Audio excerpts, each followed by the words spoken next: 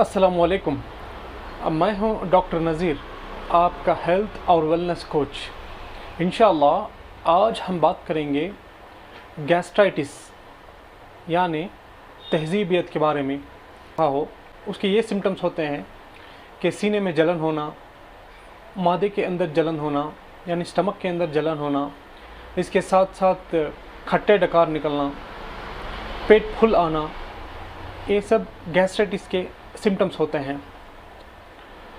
जो शख्स रोज़ा रखते हैं उन्हें इस गैस्ट्राइटिस को कैसे हैंडल करना है, इसको कैसे निभाकर अपना रोज़े को मुकम्मल करना है, इंशाअल्लाह उसके बारे में आज हम बात करेंगे।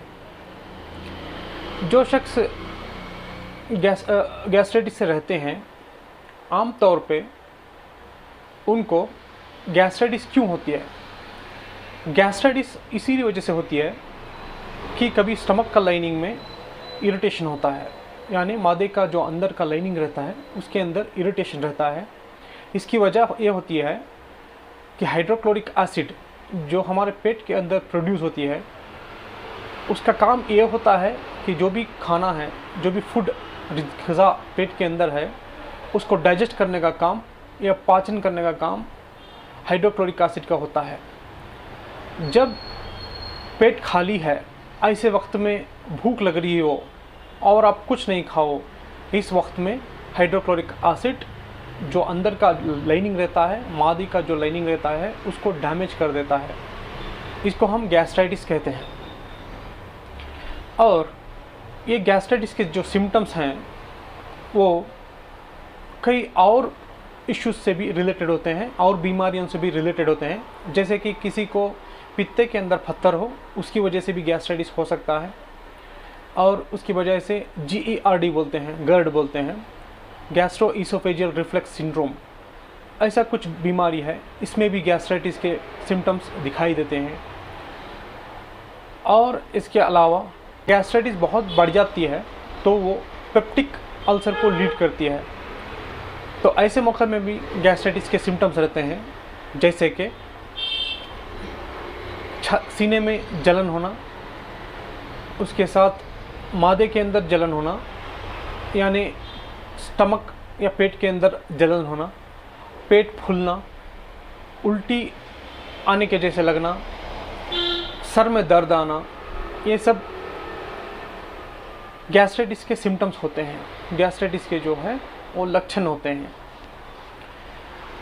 तो हमने अभी तक जान ली कि किन किन वजह से गैस्ट्राइटिस होती है। और गैस्ट्राइटिस इसकी वजह से भी होती है कि कोई मिर्च ज़्यादा खाए, बघारे हुए चीज़ ज़्यादा खाए, या मसालेदार चीज़ बहुत ज़्यादा खाए, या ये फूड फॉलो करने से इनमें भी गैस्ट्राइटिस अक्सर आमतौर पे हो जाता है। अब हम बात करते हैं, अगर गैस्ट्राइटिस है तो रोज़ा कैसा रखें, गैस्ट्राइटिस को रोज़े की हालत में हम कैसे मेंटेन करें।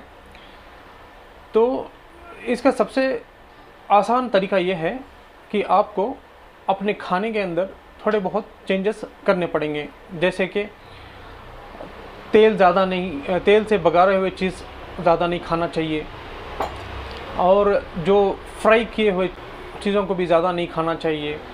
इसके अलावा मसालेदार चीज़ों को अवॉइड करना चाहिए, तेल में डीप फ्राइड किए हुए चीज़ों को भी अवॉइड करना चाहिए, और मिर्च ज़्यादा नहीं खाना चाहिए। तो इससे कुछ हद तक गैस्ट्राइटिस में चेंजेस आ जाता है। इसके बजाय गैस्ट्राइटिस के सिम्टम्स अब फिर भी लग रहे हैं, तो इस हालत में क्या खाना चाहिए? तो इस हालत में रात में आपको ज़ीरा या अजवाइन को भिगो के रख देना है। सुबह में उस ज़ीरे के पानी को सहरी के वक्त में पी जाना है। ज़ीरा का पानी या अजवाइन का पानी पीने से जो एसिडिटी के सिम्टम्स हैं, जैसे कि पेट फूलना, बदहज़मी होना और सीने में जलन आना, पेट में जलन आना, ऐसे सिम्टम्स हो, ये कम होंगे।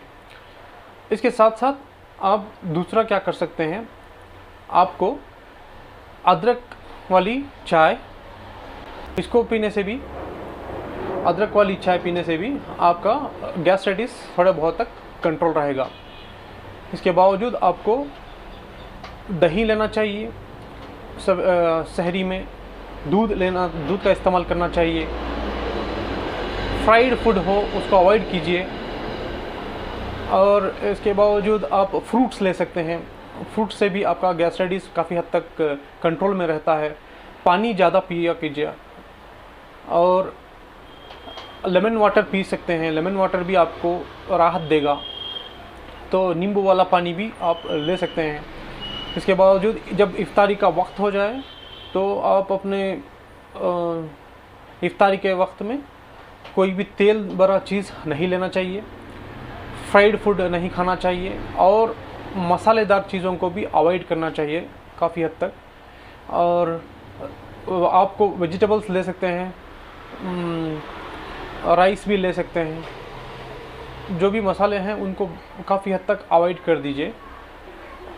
और जिन्हें बहुत गैस्ट्राइटिस की परेशानी है वो ये जो तरीके मैंने ऊपर बताए हैं उसमें भी उसका कंट्रोल नहीं है, ऐसे शख्स अंग्रेज़ी दवाई ले सकते हैं, म्यूकेन जेल ले सकते हैं, जो खाने के बाद लिया जाएगा। म्यूकेन जेल को 10 ml सुबह में या 10 ml रात में या दोनों टाइम भी ले सकते हैं ज़्यादा तकलीफ़ है तो।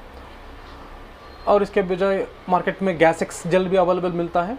ये गैसेक्स भी आप ले सकते हैं, जो सुबह में 10 ml और रात में 10 ml, जैसे कि सहरी के बाद 10 ml और इफ्तारी के वक्त में 10 ml आप ले सकते हैं। और जो सिरप नहीं पीते या ऐसे सस्पेंशंस नहीं लेते हैं उनके लिए गोली भी मिलती है मार्केट में, जैसे कि फार्मोटिडिन गोली है। सुबह में एक लेंगे और इफ्तारी के वक्त में एक लेंगे। या रानिटिडिन गोली भी आपको मिल जाएगी, जो जेंटाक या रैंटाक नाम से आपको मार्केट में मिलती है। इसको भी आप 150 मिली के तादाद में सुबह में एक और रात को एक ले सकते हैं। इससे भी आपका इंशाल्लाह जो तहज़ीबियत है, गैस्ट्राइटिस है, इंशाल्लाह बहुत अच्छा कंट्रोल में आ जाएगा। और ये सारे टिप्स इंशाल्लाह आप फॉलो करेंगे तो रमज़ान के रोज़े आप मुकम्मल तौर से रख सकते हैं और इंशाल्लाह आपको रोज़े की हालत में कोई भी तकलीफ़ भी नहीं होगी जो गैस्ट्राइटिस से रिलेटेड है। आप सभी को रमज़ान का माह मुबारक और रमज़ान के रोज़े मुबारक। जज़ाकल्लाह खैर। शुक्रिया।